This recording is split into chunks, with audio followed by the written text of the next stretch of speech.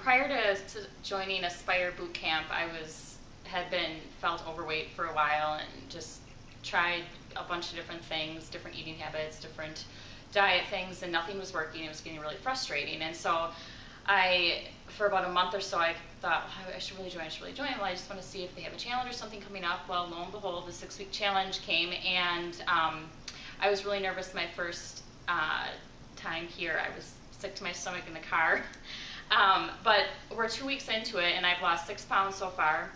I've lost inches, I've lost body fat. I am super motivated. The classes are, they're crazy, but when I'm done, I feel a huge sense of accomplishment. So I'm just really excited for the future because I feel a lot better.